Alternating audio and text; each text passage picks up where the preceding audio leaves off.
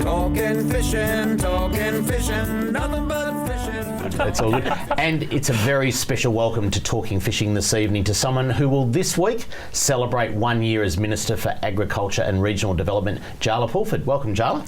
Lovely to be with you again. I think in 2 days' time you were sworn in 1 year ago. Yes, that's right. This week. There's a few anniversaries. It's been a big year, hasn't it? It has been a big year. I've learned a lot about fishing, I can tell you. Yeah. Because I reckon you didn't know much about fishing. That's a fair comment. Yeah, now, we were talking earlier on before the show that you've been on the show twice before, so I thought it was only once. But I think when we first had you on, you didn't know much about fishing. You had a lot of notes. You've got a lot less notes in front of you tonight.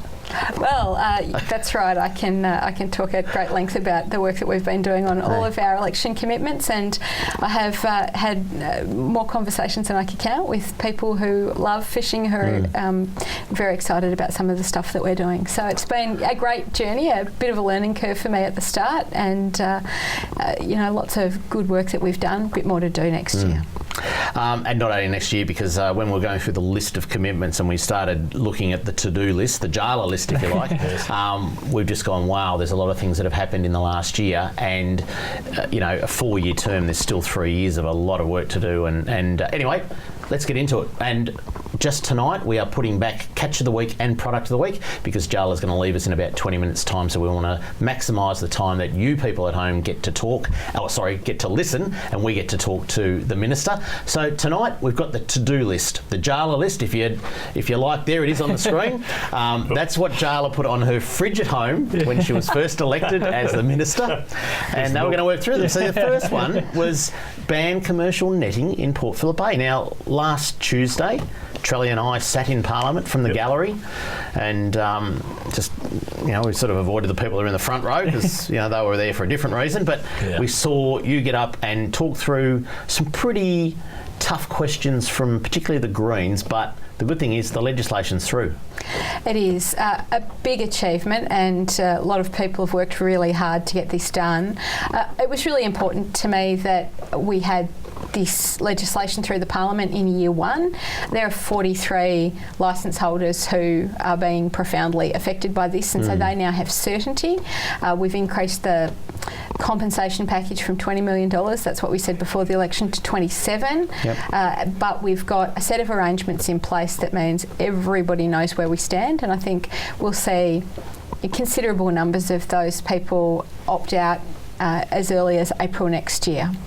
And it hasn't been a great time for those 43 people, and we should acknowledge that. And I remember going back, Ads, you were in the 3AW studio with me that night when Daniel Andrews came in and announced the Labor Party's policy pre-election, and the big word that we spoke about that night was compassion, because 43 families are going to be out of business, and you'd hope, 8 of them will continue as longliners, but and others maybe find jobs in similar type industry elsewhere in the state or whatever, you don't know. But it's something that kind of gets lost in translation of the whole thing. I mean, we see quite a few people through the stores, and it's been a massive topic of conversation, and it's been a little bit up and down with the response. Some people think that the recreational fishermen were basically out to get the commercial fishermen. It just wasn't the case. No. This was something that's been building in this direction for a long, long time. It was going to happen at some point. And with a lot of hard work from a lot of people, it's there. But it wasn't just done to annoy a few people. It's not the way it worked, and it was not the way it was ever. That was never the intention in the first place. And Jaala, there's some new economic studies, or Ernst & Young report is out now that shows what the value is in Victoria, and it's massive from recreational fishing, isn't it? That's right. There's a very recent report out that shows a $7.1 billion boost to the Victorian economy each year. That's just massive, and more than $300 per person per trip spend. This supports around 34,000 jobs in Victoria, and this has been a big part of our rationale for this policy. But I think compassion is important, and I'd certainly encourage people who are on the bay during this period of transition to keep that in mind if they're interacting with the commercial netters who've been affected by this. We've tried really hard at every step along the way to listen and respond where possible in the way we've designed the package, so that people get the best possible deal they can, but at the end of the day it's a big dramatic change for those people, and I think if everyone can keep that in their mind as they run into the netters, that would be really great, I think. Yeah, just have some respect. Yeah, that's right. I think it'll bring. so. I think it'll bring a fair bit of respect now that the decision's through. And they'll look at each other a little bit differently now. So moving on. Let's have a look at your to-do list, and I think we'll tick that one off. Next one, local advisory committee for Lake Londo. Now, Lake Londo's in a bit of strife right now, but what you did in the first probably couple of months was absolutely fantastic. Yeah, Londo was probably my first introduction to just the extraordinary passion that I was going to encounter each and every week with recreational fishers in this role. So the Londo Advisory Group was up and running really quite early in the year. They've had a number of meetings, they've considered a lot of evidence, and they've presented a report to government that we're having a look at the moment. They're getting together again in the next week or so to have some more discussions, but the challenge here is it's quite a big, shallow, broad body of water that's pretty close to geographically located in the driest part of the state, and some of my other responsibilities, in fact probably the number one focus of attention in the last couple of months in particular, has been about how we support those communities in responding to drought. And so I've spent quite a bit of time in the northwest of the state in the last little while talking to communities. And that's the farmers, the agriculturists, and the so small forth. businesses, and people who live in communities that have been really hard hit by drought. One of the things that has been a consistent theme in the conversations that I've had, that the Water Minister Lisa Neville's had, and indeed that the Premier's had with people, has been the value of recreational water in communities. And so we're very conscious that people need places to go, but these are difficult decisions and they need to be balanced with all of those competing water uses. So the Londo Group, I think, will be a really good mechanism and a reference point for an ongoing discussion about how we can support rec fishing in that area, but I think we need to be very conscious. The one thing that they can't do is decide when it rains and when it doesn't rain. That's right. So one bit we can't control. That's right. So we just need to be very conscious that we're operating, in pretty dry conditions, really dry conditions, and that the communities that would benefit from the jobs and employment boost of greater fishing in Londo are the communities that are really profoundly affected by drought. So we'll continue to watch that closely. Duck hunter, we need 6 inches of water in there for duck season. You just need a puddle, don't you, Trailer, and just shoot at it. So let's have a look at the to-do list and give that one a tick. Now, marine stocking, if you can answer that in under 30 seconds, because they're telling me we've got to go for a break. What have you done in marine stocking? Okay, so 5,000 mulloway fingerlings into Lake Tyers in October, and some more mulloway and estuary perch stocking in Gippsland over the next couple of months. So we're pretty pleased about that. That'd be I reckon it's the first fin fish into saltwater in the history of Victoria. I mean, firstly, certainly the first stocking of mulloway into Victoria, and the thing is, New South Wales have been doing it for years and years into some of their estuaries, and have some great fisheries as a result. So great that that's happening. So we might tick that one off on the to-do list. No, we haven't got quite a tick there, but I'm sure we will. Run out of time. Coming up on Talking Fishing, we continue our chat with Minister for Agriculture and Regional Development, Jaala Pulford, straight after this on Talking Fishing. Talking fishing. Make mine a Mornington. G'day, David Kramer here. I'm a massive fan of the Mazda BT50, having personally driven and owned one for more than 5 years now. And to tell you what, you can't beat them for an all-round great ute and a great tow vehicle. Get into Mornington Mazda before the end of the month and grab yourself a run-out bargain. Plus, with every BT50, you get all this $500 worth of fishing gear for free. I made mine a Mornington Mazda. Make mine a Mornington Mazda. Talking fishing, nothing but fishing, we're talking fishing. And welcome back to Talking Fishing. We're joined on the couch this week by Jaala Pulford, the Minister responsible for fisheries, and just going through Jaala's to-do list. When you were made Minister responsible for fisheries, you put that little put the little list on the fridge to tick off as you do, and we might have other lists like mow the lawns, but you've got some pretty big things on your list. And the next one is a Trout Cod fishery opening. Yes, this was really nice, really lovely spring day in Beechworth. The Premier Daniel Andrews joined us for this at Beechworth, Trout Cod fishery, just fantastic, Yep. really good, great reception from the locals. So that lake's open now. Yes. Yep. And, yes. and I think, I mean, not trying to get, no hiding it, but we're trying to get Paul up there to fish for iFish and do an episode catching them, and the boys said, oh no, they're all shut down, it's too cold. But as that water gets warmer, or Charlie, you'd probably know, I mean, they'll come on like all the natives, and that'll be a great fishery, I think, over the school holidays, particularly over summer. Great fish for the fisheries. It's very aggressive little fish. So. Yeah. And just a beautiful spot, lovely lakes. Beechworth's got lots of wonderful things going on too if you're into craft beer or cycling or eating pizza or any number of other fun things Trell to do. actually does all those three while he's fishing. While driving. Beechworth is the place to do that. You shouldn't do those things while you drive. No, ride a bike. Yeah, cycling was there, Charlie. You can have a drink and ride a bike. Eat pizza around the lake at Beechworth. Let's have a look at the to-do list. I think we've ticked that one off. So trout, cod, we're ticking it off. We've got to shake the pen. Stocking barramundi into Hazelwood Pondage. Now, that was a big election promise and something that I've got a personal interest in. That's going along just nicely too. Yeah, this is coming along. I think this will probably be the item on the list that might get the next tick. Yep. So we're making good progress on this. I'd say stay tuned, and early next year we might have some good news on that. All right, and definitely we'll be down to film that, so if that happens. So the next one's, we've got to tick it off. Can we tick that one off? Barramundi. There we go. There you go. You've got to save a couple of things to do in year 2. Yeah, I know. Now, removing the restrictions. Have a year off next year, Joel. There's no years off. Remove restrictions at Blue Rock Lake. Now that we know that, we've covered that. So, any reports, ads? Have you heard anything? Yeah, we've had a couple of reports. Again, it's still, I think, very similar to that, I guess, native cod and yellowbelly fishery. The water's still a little bit cool.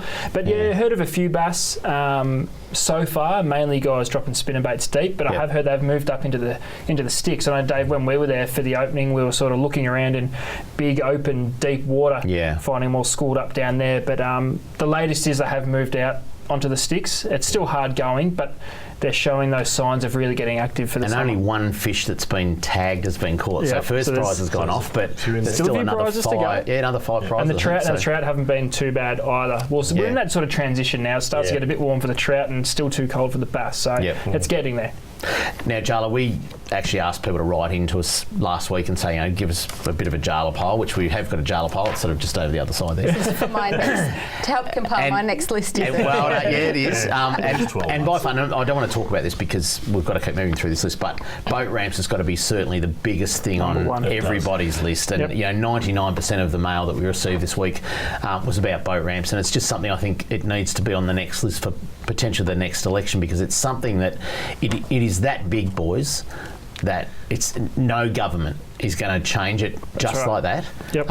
It's a major piece of work, and it needs to be sort of governed coherent, doesn't it? It's all over the place with governance. Which makes it I think you're not just dealing with 43 commercial fishermen. I think this is harder. You're dealing with Parks, all these agencies, so Parks Victoria, Melbourne Water, local councils, local committees of management. Like, it is complicated. Local councils have no idea. Don't get me started. I think this government's put a cap on them too. I don't know what sort of cap, but there's a new rates cap. That's and then a few other caps. I think. That's about keeping a lid on excessive spending. Yes. So that's done. That actually also went through the Parliament last week, along with the arrangements around netting in the bay. But yes, hear you loud and clear, and all you your must get plenty of mail on it. Yeah, I do. I have a few people raise it with me as well. Look, we're well aware of it, and also those challenges around different arrangements in different locations. So I think we've probably got a bit of work to do there, and we can put that on the list too. On the list, All right, let's get on to the to-do list. $2,000 grants to fishing clubs. Where's that at? Yeah, so this is kicking off next year. Early in the year, I'll write to all clubs, letting them know that we're in business on these $2,000 grants, and they are all about getting more people participating in fishing. Really, we bundle all of this up, my big list, and call it Target 1 million. It's about getting 1 million people out fishing, kids off couches, people out having a good time, and that massive jobs boost that we know that will come from more people fishing.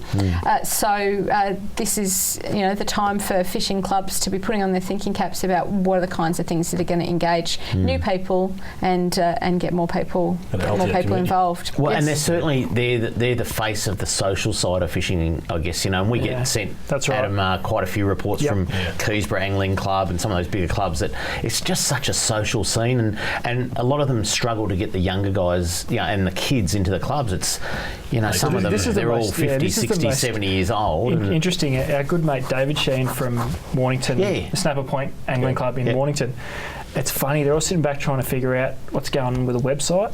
How to look at it once it's up, how to get it going. It's the best. You're going to have all these old school fishers who have fished their entire lives on Port Phillip and Western Port, and now they're all thinking about how they can try and manage a website. It's awesome. Yeah. So there's clubs need to grow, and it's a great social aspect if you can get a decent club up and running. But that's a promising sign in itself that these guys have got really not much idea on the internet and social media. They understand that's how they can connect with the younger audience, and that's what it's all about. They're trying to legitimately grow their club, so they're sort of stepping out of their comfort zone with a bit of incentive here as well. It's a great thing. It's only going to everything's going up. We talked about this too. Like, we've got so many single parents who want to get their kids out of the house, involve or engage them, and reconnect them with the environment and their surroundings, which is really, really good. And that's what this will do. Let's have a look at the to-do list. We're getting through them, and there's a few there to be ticked next year. Next one is increased stocking from 3 to 5 million fish per year.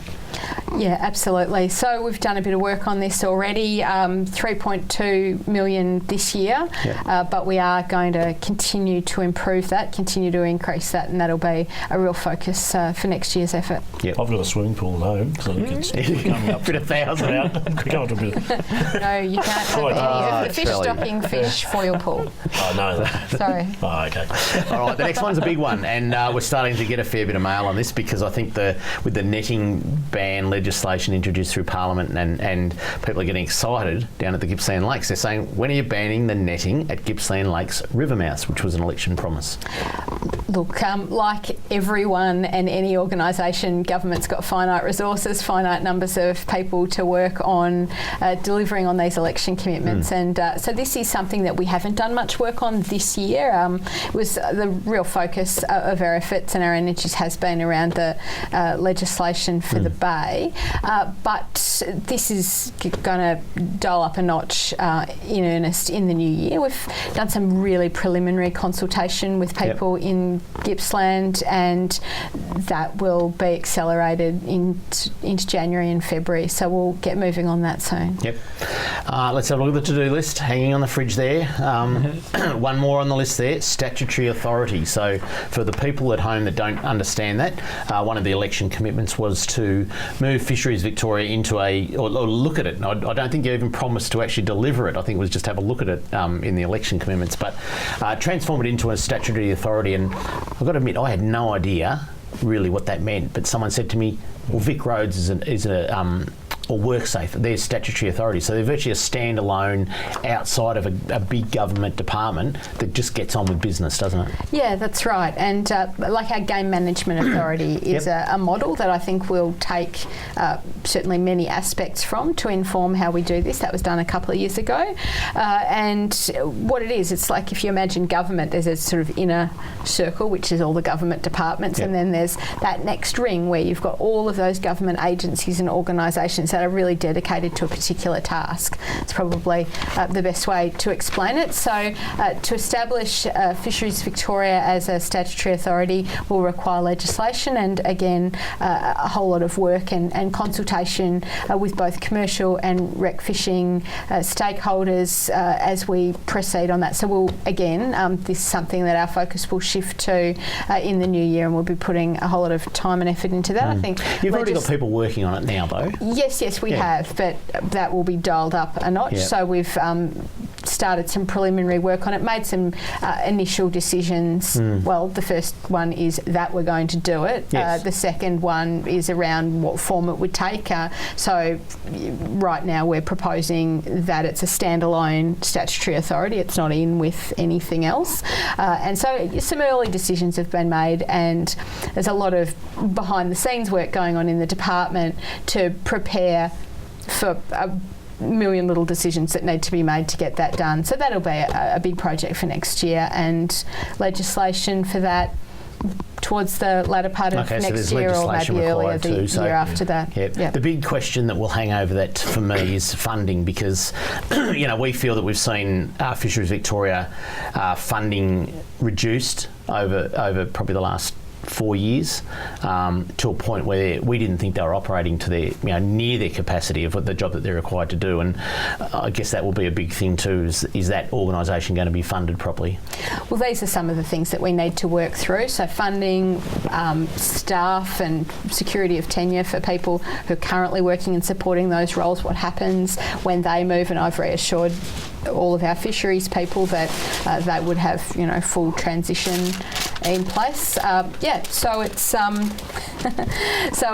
it's a big project, and we need to make sure that it's on a sustainable funding footing, that we've got the right staff in place, and that we've got legislation in place to make sure that all runs nice and smoothly, so that when the transition happens, it's pretty seamless.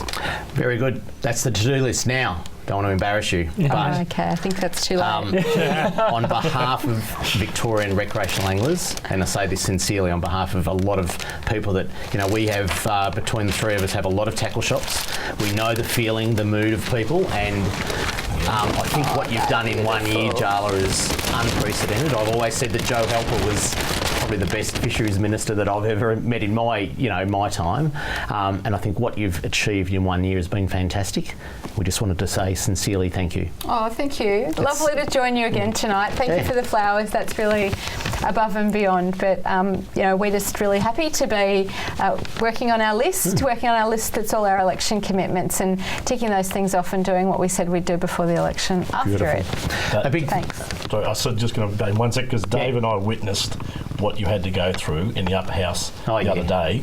And I must say, you did work very hard, and I couldn't believe that some of the other comments that came out, and how you had to be over your subject so much was really, really good, and an outstanding performance, Jaala. Oh, thanks. Well, we do get into a bit of detail in the Parliament. That's our job. That's what we're there for. So. That lady from the Sex Party, she got into a bit of detail, but she had no idea about the detail. But anyway, a big thank you to Jaala Pulford, Minister responsible for fisheries, for sparing the time to join us on Talking Fishing tonight.